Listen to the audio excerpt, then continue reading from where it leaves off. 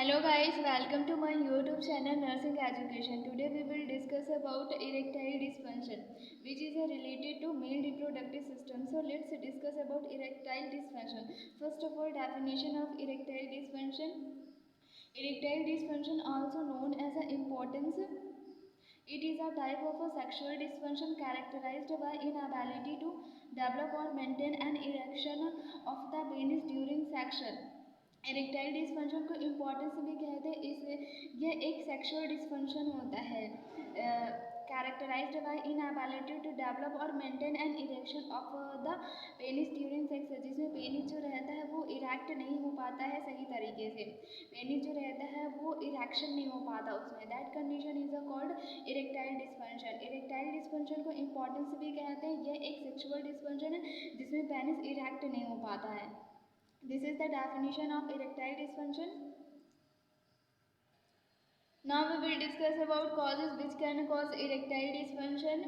There are two types of causes. यहाँ पर दो टाइप की causes बताए गए हैं. First is a physical cause and the second one is a psychological causes. First है फिजिकल कॉज। फिजिकल कॉज में हार्ट डिजीज़, अगर किसी को हार्ट डिजीज़ है किसी पेशेंट को तो उसे इरेक्टाइल डिस्फंक्शन हो सकता है। हाइपरटेंशन की वजह से इरेक्टाइल डिस्फंक्शन हो सकता है। ओबेसिटी की वजह से हो सकता है। मल्टीपल स्क्लेरोसिस की वजह से इरेक्टाइल डिस्फंक्शन हो सकता है। Heroins disease, development of scar tissue inside a penis, alcoholism and other substance use करने की वजह से इरेक्टाइल डिस्फंक्शन हो सकता है। हाई कोलेस्ट्रॉल की वजह से इरेक्टाइल डिस्फंक्शन हो सकता है। डायबिटीज़ की वजह से हो सकता है। पार्किंसंस डिजीज़ की वजह से हो सकता है। स्पाइनल कॉर्ड इंजरी की वजह से इरेक्टाइल डिस्फंक्शन हो सकता है पेशेंट को। And the second one is a psychological causes. Depression, अगर किसी पेशेंट को डिप्रेशन है तो उसे इरेक्टाइल डिस्फंक्शन हो सकता है।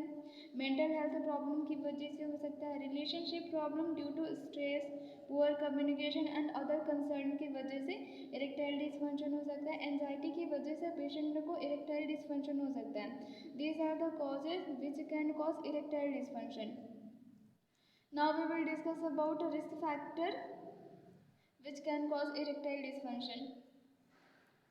First is a medical conditions, for example heart disease and diabetes. अगर किसी पर्सन को मेडिकल कंडीशंस है, फॉर एग्जांपल उसको हार्ट डिजीज़ है, डायबिटीज़ है, तो उस पेशेंट को रिस्क रहते हैं इरेक्टाइल डिस्फंक्शन होने के।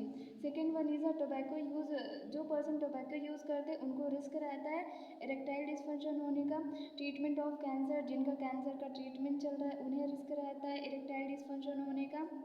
Prolong bicycling medications, anti depression, anti histamine, anti hypertensive, जिनका मेडिकेशन चलता है डिप्रेशन का, एंटी हिस्टामिन और हाइपरटेंशन का मेडिकेशन चलता है, उनको रिस्क रहता है इरेक्टाइल डिस्फंक्शन होने का। बीइंग ओवरवेट, जिनका ओवरवेट रहता है उनको रिस्क रहता है इरेक्टाइल डिस्फंक्शन होने का। ड्रग एंड अल्कोहल जो यूज़ करते हैं उन्हें रिस्क रहता है। Prolonged bicycling which compress nerve and affect blood flow to the penis may lead to temporary or permanent. These are the risk factors which can cause erectile dysfunction.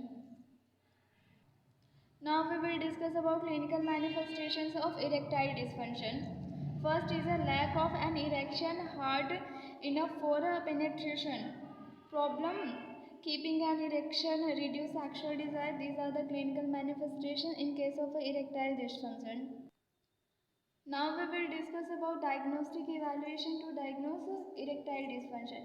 Patient का physical examination करेंगे, psychological examination करेंगे, blood test करेंगे testosterone hormone के level को देखने के लिए, और यूरिन टेस्ट करेंगे पेशेंट का। This are the diagnostic evaluation to diagnose erectile dysfunction. Now we will discuss about management to manage erectile dysfunction. Medical management हम पेशेंट को प्रोवाइड करेंगे oral PDE inhibitors, for example sildenafil, tadalafil patient को हम provide करेंगे। Intracavernosal injections, prostaglandins हम patient को provide करेंगे। Use vacuum devices, psychotherapy हम पेशेंट को प्रोवाइड करेंगे। This is the medical management to manage erectile dysfunction. Now we will discuss about nursing management to manage erectile dysfunction. First is obtain the patient's medical surgical and sexual history. Patient की history लेंगे, medical surgical sexual history लेंगे। Assess patient and others current knowledge understanding and expectation. Patient और उनके जो family members रहेंगे उनका current knowledge हम assess करेंगे, अंडरस्टैंडिंग डिजीज़ के बारे में एसेस करेंगे और उनकी एक्सपेक्टेशंस को एसेस करेंगे। Explore physical causes. Erectile dysfunction के फिजिकल कॉजेज को हम पेशेंट को बताएंगे। For example diabetes mellitus, hormonal problem, heart disease and side effect of drugs. इन सारे कॉजेज की वजह से इरेक्टाइल डिस्फंक्शन हो सकता है, हम पेशेंट को बताएंगे। Provide privacy and be non judgmental during interaction. Patient को प्राइवेसी प्रोवाइड करेंगे और नॉन जजमेंटल रहेंगे जब पेशेंट से इंटरेक्ट करेंगे with the patient and others to develop trusting relationship. Provide significant knowledge to correct misinformation about sexuality and erectile dysfunction. Sexuality and erectile dysfunction से related जो भी misinformation patient को होंगी हम उनको knowledge के थ्रू करेक्ट करेंगे। Teach the importance of rest before sexual activity. Encourage use of non-narcotic pain medication before sexual activity. Pain may inhibit sexual activity, however narcotic use may cause dysfunction. Provide 5 PDE treatment of erectile dysfunction to increase sexual stimulation and promoting blood flow. Instruct to contraindicate nitrate with PDE inhibitors because combination can cause a sudden drop in blood pressure that may result in a sudden death, cardiovascular collapse. Instruct the patient to take 5 PDE from 30 minutes to 4 hours before sexual activity and not to take more than once daily. Advise the patient that 5 PD is not indicated for use in a woman. Instruct the patient to notify his health care professional if erection lasts longer than 4 to 6 hours.